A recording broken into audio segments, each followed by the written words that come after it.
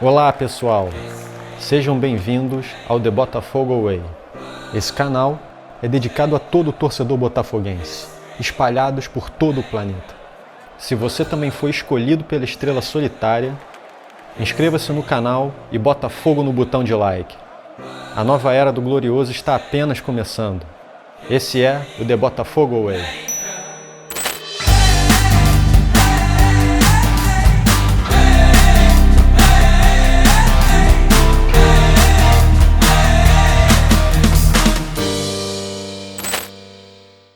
Olá pessoal, meu nome é Marco Prates e sejam bem-vindos de volta ao The Botafogo Way. No episódio de hoje da série Lendas do Botafogo, nós vamos falar do segundo maior artilheiro da história do Botafogo. De alguém que dedicou nada menos do que 50 anos de sua vida somente ao Glorioso. Se isso também é de seu interesse, inscreva-se no canal e bota fogo no botão de like. E vamos ao vídeo.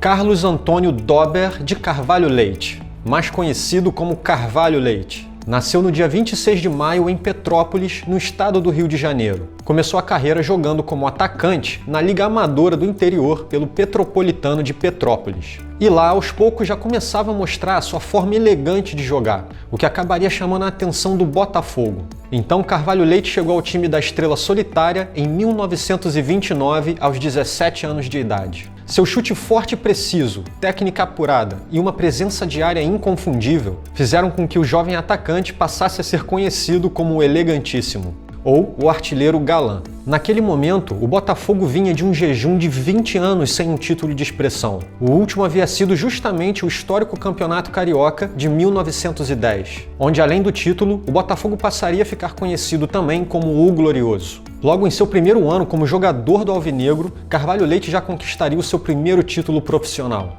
o Campeonato Carioca de 1930. E ainda seria o artilheiro da equipe na competição com 14 gols marcados, ajudando a encerrar de vez o jejum de títulos do clube alvinegro. E a partir daí, o Botafogo ressurgiria mais forte do que nunca no cenário nacional. Porque quando um gigante acorda, ninguém consegue parar. Ainda em 1930, Botafogo conquistaria também a Taça Rio Sul, uma espécie de Supercopa entre os estados do Rio de Janeiro e do Rio Grande do Sul. E também conquistaria de forma histórica a Taça dos Campeões Estaduais, outra espécie de Supercopa, agora entre as equipes do Rio de Janeiro e de São Paulo, onde na primeira partida da final, o Botafogo acabaria derrotado pelo Corinthians por 2-0 no jogo de ida em São Paulo. Mas no jogo de volta no Rio de Janeiro, o Botafogo destruiu o clube paulista com uma vitória histórica de 7-1, e Carvalho Leite sozinho marcando 4 gols. Ainda em 1930, para não faltar nada num começo de carreira avassalador para o jovem atacante, Carvalho Leite seria convocado para a seleção brasileira aos 18 anos de idade. E ainda participaria da Copa do Mundo do Uruguai naquele mesmo ano. Com Carvalho Leite, o Botafogo também venceria o Campeonato Carioca por 4 anos seguidos. Em 1932, onde o Elegantíssimo ainda seria o artilheiro da equipe com 20 gols marcados, em 1933, em 1934 e 1935. Fazendo do Botafogo o primeiro e único tetracampeão carioca até os dias de hoje. Em 1936, o Botafogo ainda venceria mais uma Taça dos Campeões Estaduais, com mais uma vitória histórica ao derrotar o Santos por 9-2 em uma das 3 partidas da final. Carvalho Leite também seria o artilheiro do Campeonato Carioca em 1936 e 1938, com 16 gols em cada. Ainda em 1938, Carvalho Leite e Botafogo voltariam a vencer o pouco lembrado Torneio Início, já o tendo conquistado pela primeira vez 4 anos antes, em 1934. E esse acabaria por ser o último título de um dos ciclos mais marcantes da história do Botafogo e de seu esquadrão imortal, que depois de 7 longos anos chegava a seu fim. Em 1939, Carvalho Leite ainda seria mais uma vez o artilheiro do Campeonato Carioca ao marcar 25 gols. Porém, o destino tinha seus próprios planos para o goleador Galã. Em maio de 1941, aos 29 anos, Carvalho Leite viria a sofrer uma contusão no joelho direito numa partida contra o Bom Sucesso e teve que encerrar a sua carreira prematuramente por conta da lesão. Em janeiro de 1942, ainda faria sua despedida dos gramados numa partida contra o Bahia, onde o Botafogo venceu por 5-1.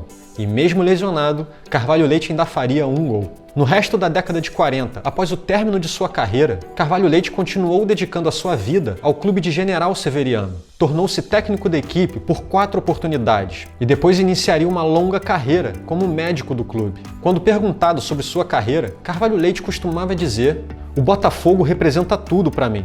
Afinal, eu só joguei no Botafogo e me orgulho muito disso. Ainda mais por ter ajudado a acabar com um jejum de 20 anos sem títulos, que se arrastava desde 1910. Carvalho Leite é até hoje o segundo maior artilheiro da história do Botafogo. Fez 273 gols em 326 jogos com a camisa alvinegra e só foi superado vários anos depois por Quarentinha.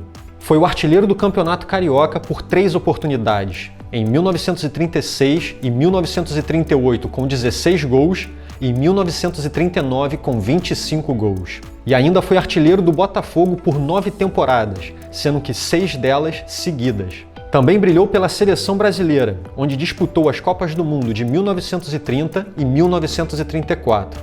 E venceu as 2 edições da Copa Rio Branco, de 1931 e de 1932, marcando ao todo 15 gols em 25 jogos com a camisa amarelinha, a única que ele defendeu além da camisa alvinegra. Carvalho Leite, o elegantíssimo, deixou o mundo com 92 anos de idade, sendo que 50 deles foram dedicados ao Botafogo. E graças à sua ajuda, o Botafogo pôde viver o primeiro de seus grandes ciclos históricos.